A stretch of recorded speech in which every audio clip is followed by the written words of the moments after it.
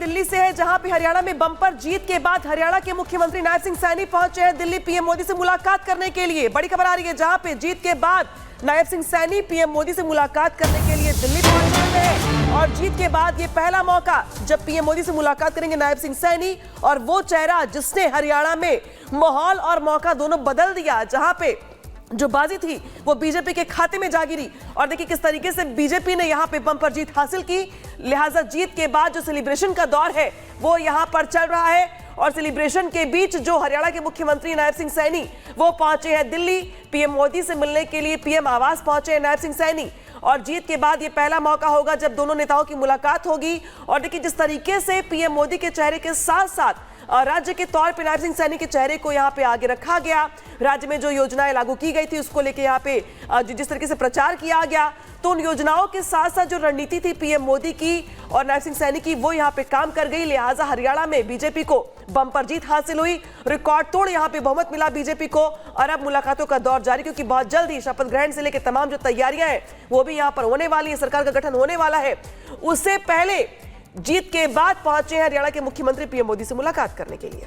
तस्वीरें आप देख रहे हैं। आपको बता दें, जीत के बाद दिल्ली में नायब सैनी की मौजूदगी है।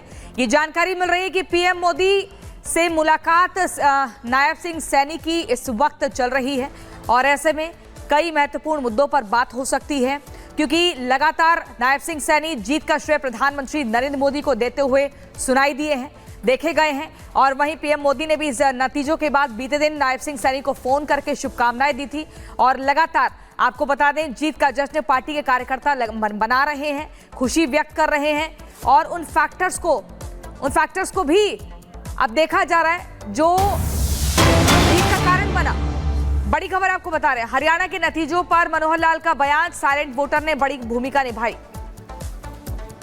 तो यहाँ पे साइलेंट वोटर्स ने अहम भूमिका निभाई, वो वोटर्स जो कि जिसको लेकर के कांग्रेस ने नैरेटिव सेट करने का प्रयास किया, लेकिन हरियाणा की जनता ये जान चुकी थी और ये मान चुकी थी कि जो सरकार की योजनाएं हैं वो उनके हित में है। लिहाजा उस पर जनता ने अपनी सहमति की मुहर लगाई। क्या कुछ कह रहे मनोहर लाल खट्टर, सुनवाते हैं आपको। भारतीय जनता पार्टी नरेंद्र मोदी जी के नेतृत्व में जिस प्रकार के काम कर रही है, सारे देश में माहौल अच्छा है, जनता को उनकी नीतियां भा रही हैं, जनता रिस्पॉन्ड कर रही है। और जो काम है, चाहे वो केंद्र सरकार की ओर से हो, हरियाणा सरकार की ओर से हो, सब काम इतने अच्छे हो रहे हैं, लोगों को भा रहे हैं। तो लोगों के मन को भाने वाले इस प्रकार का जो रिजल्ट दिया है, और साइलेंट वोटर जो है इसमें बहुत बड़ी भूमिका निभाई है उसने, क्योंकि वोकल वोटर तो हमेशा मीडिया में इधर उधर जा करके या जाके एजेंसियों को अपनी बात बताता है, साइलेंट वोटर को भी बताता नहीं है। और जो गरीब वोटर है, जो जिसको कहना चाहिए अभावग्रस्त जीवन जीते हैं, उनके लिए मोदी जी की नीतियां बहुत बड़ा रोल अदा कर रही हैं। तो देखिए, एक तरफ बीजेपी की हरियाणा में जबरदस्त प्रचंड जीत होती है, हैट्रिक लगा दी जाती है बीजेपी द्वारा, और वहीं दूसरी तरफ प्रधानमंत्री नरेंद्र मोदी बीती शाम दिल्ली में अपने संबोधन के लिए पहुंचते हैं, जिसमें उन्होंने कांग्रेस को जमकर धोया। यहां तक कि प्रधानमंत्री ने कांग्रेस पार्टी को परजीवी भी करार दिया। कैसे, सुनिए इस रिपोर्ट में।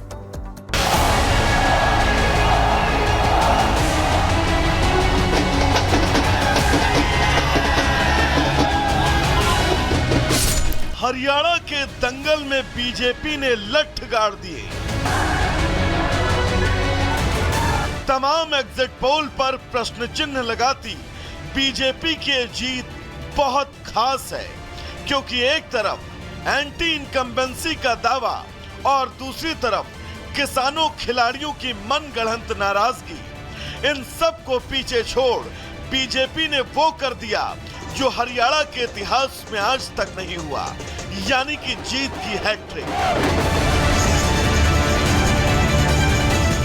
और इस हैट्रिक के बाद वक्त था प्रधानमंत्री के सामने आने और हरियाणा की जनता को धन्यवाद करने का।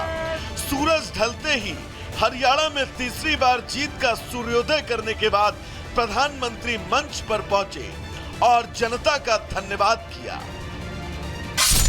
हरियाणा में तीसरी बार लगातार कमल खिला है। गीता की धरती पर सत्य की जीत हुई है। गीता की धरती पर विकास की जीत हुई है।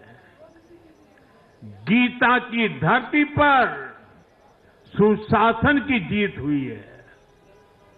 हर जाति, हर वर्ग के लोगों ने हमें वोट दिया है।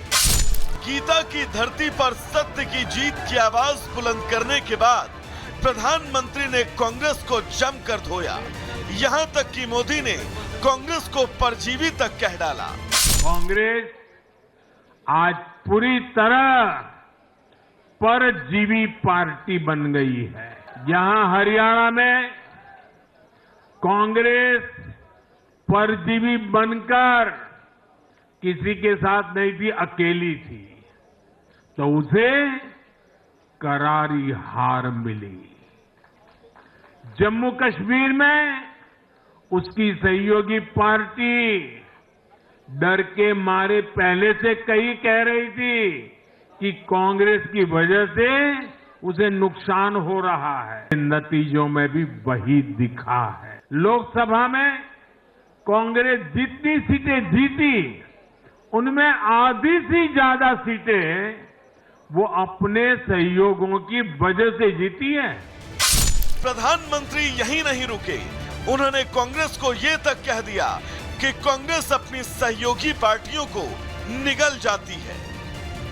जहां सहयोगियों ने कांग्रेस पर भरोसा किया, वहां उन सहयोगियों की ही नैया डूब गई।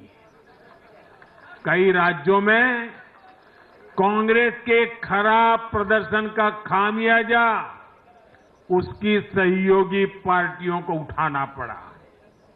कांग्रेस ऐसी परजीवी पार्टी है जो अपने सहयोगियों को ही निगल जाती है। प्रधानमंत्री ने हरियाणा के विकास का वादा भी जनता को दिया। पीएम ने कहा कि आने वाले साल में हरियाणा और तेजी के साथ आगे बढ़ेगा और इसकी गारंटी मैं खुद लेता हूं। मैंने विकसित भारत के लिए 4 स्तंभों की चर्चा बार बार उस चर्चा को आपके सामने रखा है। ये 4 स्तंभ किसान, युवा, महिलाएं और गरीब। जम्मू कश्मीर हो या हरियाणा, हम विकास को इन्हीं 4 धाराओं के, 4 स्तंभों के बलबूते पर देश को विकसित भारत बनाने की दिशा में आगे बढ़ रहा है। इनको सशक्त करना ही भाजपा की प्राथमिकता है। प्रधानमंत्री ने मंच से कांग्रेस पर जमकर हमला बोला, क्योंकि चुनावी नतीजों और एग्जिट पोल में कांग्रेस को बढ़त मिलती देख कांग्रेस के तमाम नेता अति आत्मविश्वास में थे और उनके खेमे में तो अंदर खाने मुख्यमंत्री बनने तक के लिए कश्मकश शुरू हो चुकी थी। लेकिन हरियाणा की जनता को तो कुछ और ही मंजूर था और ये सब कांग्रेस के लिए बस ख्याली पुलाव साबित हुआ। Bureau report, Republic Bharat. तो हरियाणा की जीत का असर बाकी राज्यों पे भी दिखाई देगा। हरियाणा में चुनावी नतीजों के सामने आने के बाद जलेबी जमकर वायरल हो रही है। इस बीच जो बड़ी बातें हैं वो क्या है दरअसल, देखिए इस जीत का जो असर पड़ेगा वो महाराष्ट्र पे पड़ेगा। इसी के साथ साथ अगर बात की जाए तो हरियाणा के नतीजों से कार्यकर्ताओं का जो जोश है वो डबल हो जाएगा, बढ़ जाएगा। बीजेपी पूरी तैयारी के साथ जीत की हुंकार भरेगी, क्योंकि मोराल यहाँ पे अप रहेगा। अपने दम पे सरकार बनाने को लेकर भी यहाँ पे बीजेपी जोर देगी, जो बाकी सहयोगी उनके भरोसे नहीं बैठेगी। मोदी के कामों के आधार पर वोट मांगेगी यहाँ पे जनता, क्योंकि जो ब्रांड मोदी एक बार फिर से यहाँ पे हिट होता दिखाई दे रहा है।